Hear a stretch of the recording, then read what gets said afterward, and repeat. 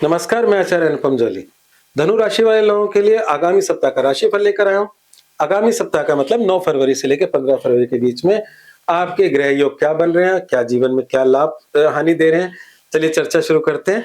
तो सबसे पहले ग्रहों की स्थिति की बात करें तो चंद्रमा तुला राशि से लेकर मकर राशि तक उसका संचरण रहेगा। मकर राशि में सूर्य मंगल बैठे हैं। कुंभ में राहु शुक्र शनि शुद्ध राहु बुध और शुक्र बैठे हैं।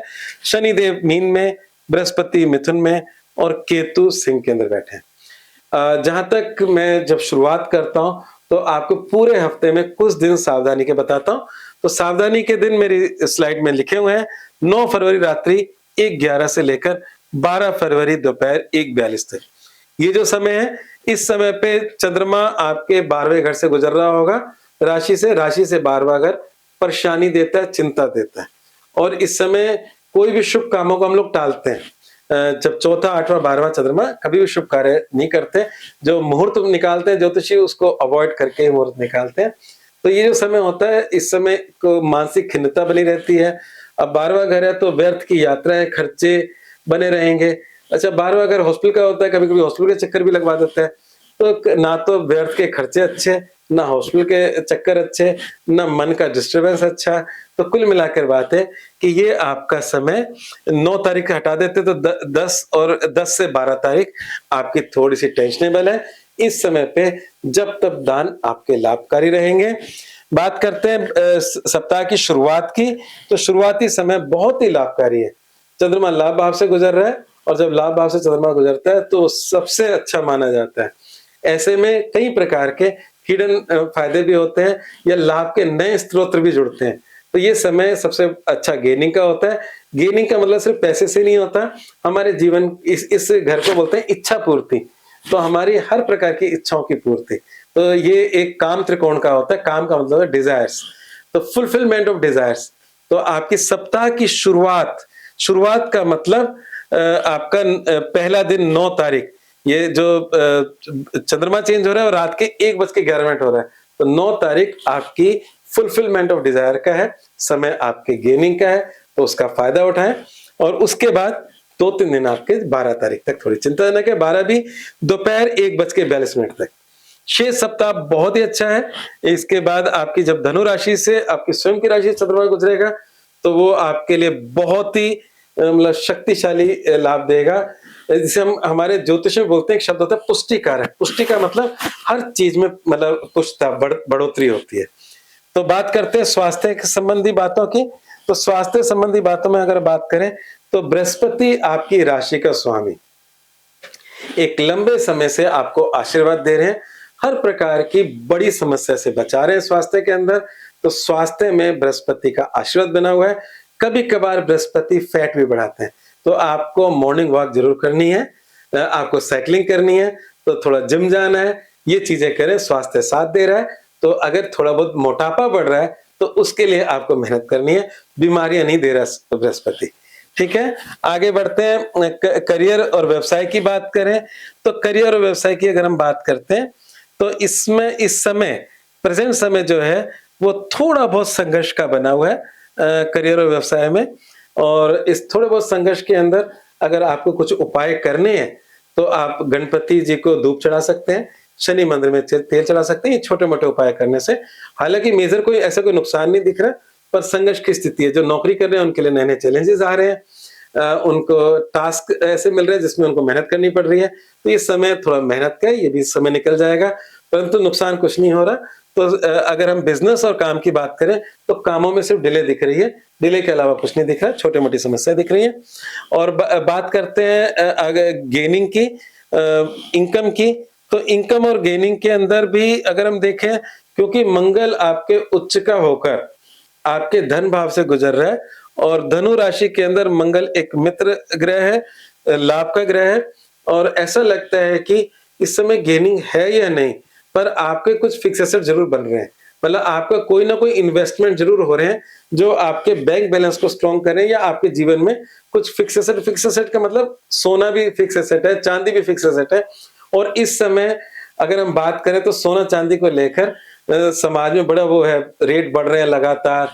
तो लोग बाग इस समय इन्वेस्टमेंट भी कर रहे हैं।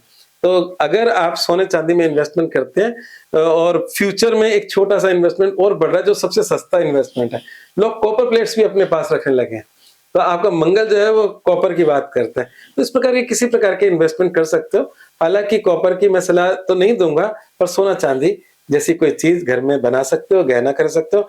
परिवार के किसी मांगलिक कार्य में खर्चा हो सकता है। ये समय इस प्रकार का चल रहा है। बात करते हैं प्रेम और विवाह संबंधी चीजों की। तो प्रेम के अंदर अगर हम बात करें तो समय आपके पक्ष का चल रहा है।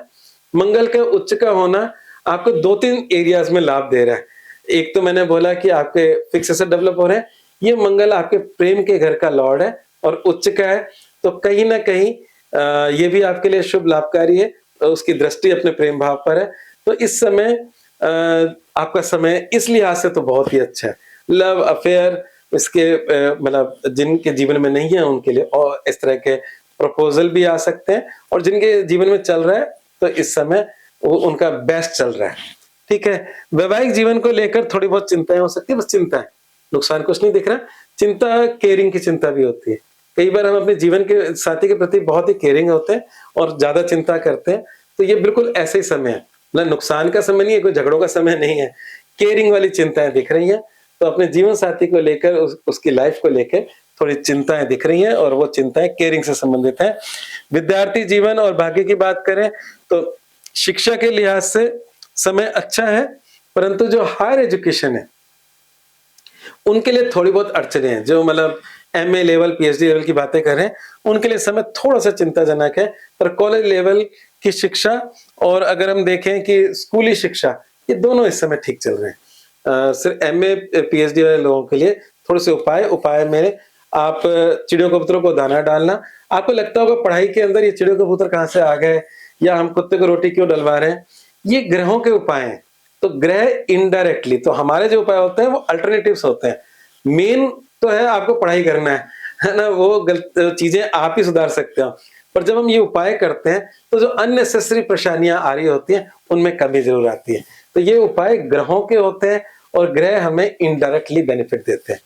बात करते हैं आपके भाग्य और समाधान की।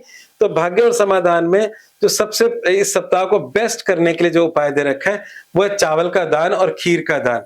ये चावल का दान और खीर का दान आपको क्यों लाभ देगा और क्यों इसको मैंने बहुत महत्ता दी है, उसका सबसे बड़ा कारण यह है कि आपके जो नुकसान के घर हैं उसके स्वामी चंद्रमा और शुक्र हैं, और जो चंद्रमा और शुक्र हैं, चंद्रमा और शुक्र दोनों में चावल प्रधानता लिए हुए है। तो यहाँ पर चावल से संबंधित अगर जो दान करते हैं तो आपके नुकसान की मात्रा कम होगी, आपके मतलब जो रोग ऋण और रिपु, बीमारी, उधारी, शत्रुता, कोर्ट कचहरी जैसे मामलों में शुभता आएगी। तो ये आप अपने दान कर सकते हो, और दान शुक्रवार को करेंगे तो शुक्र का दान कहलाएगा, सोमवार को करेंगे तो चंद्रमा का दान कहलाएगा। तो सोमवार और शुक्रवार को आप चंद्रमा का दान कर सकते हैं, खीर का दान भी कर सकते हैं। खीर दूध से बनती है, दूध भी चंद्रमा को ही रिप्रेजेंट करता है। तो बहुत ही अच्छा उपाय है ये दान का। और मूल मंत्र क्या है? आध्यात्मिक उन्नति हेतु सर्वश्रेष्ठ समय चल रहा है। ये मैंने क्यों लिखा इसका कारण बताता हूँ, टेक्निकल कारण बताता हूँ। मंगल इस समय उच्च का है। 5वां घर सिर्फ सांसारिक प्रेम का ही नहीं है, शिक्षा का ही नहीं है, ये आपको ईश्वर से जुड़ने का भी मतलब विश्वास दिलाता है। और दूसरा घर जो होता है फिक्स एसेट का होता है। तो हमारे जीवन में हमारे साथ क्या जाएगा? पैसा नहीं जाएगा, हमारे साथ हमारा ईश्वर का प्रेम ही जाएगा। तो इस समय अगर कोई मंत्र जाप, कोई साधना, कोई पूजा करते हो तो वो आपके जीवन का फिक्स एसेट बनने वाला है। तो ये आध्यात्मिक उन्नति के लिए सबसे अच्छा समय है। ध्यान, पूजा, साधना, मंत्र जाप, ये समय को मत गवाएं। ये समय साल में थोड़े समय के लिए आता है, और अगर हमने कुछ इस समय कुछ ईश्वरीय कृपा हासिल कर ली तो वो आपके अगले जन्मों के लिए भी एसेट बनेगा। तो ये आपका इस हफ्ते का मूल मंत्र है। मेरा राशिफल अगर आपके जीवन का मार्गदर्शन कर सका तो मेरे चैनल को सब्सक्राइब करें, लाइक करें और शेयर करें। आज बस इतना ही। धन्यवाद।